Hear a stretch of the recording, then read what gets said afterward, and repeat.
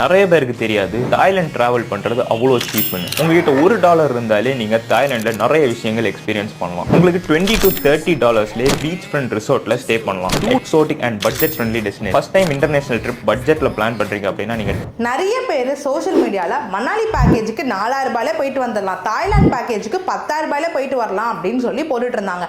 நானுமே பார்த்தீங்கன்னா ரீசெண்டாக ட்ரிப் போகலாம், அதுவும் தாய்லாந்து போகலான்னு சொல்லி பிளான் பண்ணாங்க. இன்ஸ்டாகிராமில் இதே மாதிரி ரீல்ஸ் பார்த்து அந்த கன்சல்ட் ஆஃபீஸ்க்கு பார்த்தீங்கன்னா கால் பண்ணி விசாரிச்சேன், தாய்லாந்து பேக்கேஜ் எவ்வளோங்க வருது, நான் போகணும்னு ஆசைப்படுறேன் அப்படின்னு. அதுக்கு அவங்க என்கிட்ட என்ன சொன்னாங்கன்னா, தாய்லாந்து பேக்கேஜுக்கு ஒரு ஆளுக்கே $40,000 கிட்ட வரும்னு சொல்லியிருந்தாங்க. அப்போ நான் கேட்டேன், அப்போ இன்ஸ்டாகிராம் ஸ்டோரிக்கும் தென் போஸ்ட்டை மட்டும் ஏன் இந்த மாதிரி போடுறீங்க அப்படின்னு கேட்கும்போது அவங்க என்கிட்ட ப்ராப்பராக ஆன்சர் பண்ணாமல் என் காலை டிஸ்கனெக்ட்மே பண்ணிட்டாங்க. இவங்க மேலே நான் எப்படி லீகல் ஆக்ஷன் எடுத்தேன்னு நான் சொல்கிறேங்க. அதுக்கு முன்னாடி இந்த மாதிரி day to day legal updates உங்களுக்கு இன்ட்ரெஸ்ட்டாக ஈஸியாக கொண்டு வந்து சேர்க்குற இந்த ஹரணி அட்வொகேட் பேஜை ஃபாலோ பண்ணிக்கோங்க. ஃபர்ஸ்ட் நான் பண்ண விஷயம் என்னன்னு பார்த்தீங்கன்னா, அந்த கன்சல்டட் ஆஃபீஸ் மேலே பார்த்தீங்கன்னா போலீஸ் கம்ப்ளைண்ட் கொடுத்துட்டேங்க.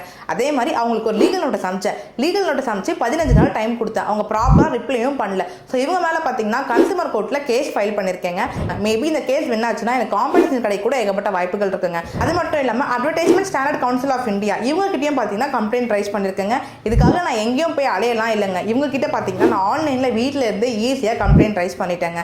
இதே மாதிரி நீங்களும் என்னென்ன மாதிரிலாம் ஃபேஸ் பண்ணியிருக்கீங்கன்றத கமெண்ட்ஸில் சொல்லுங்கள். இது எல்லாருமே தெரிஞ்சுக்கோங்க. இது ஒரு அவேர்னஸ் வீடியோ மாதிரி முடிஞ்ச அளவுக்கு இதை ஷேர் பண்ணுங்கள். தேங்க்யூ.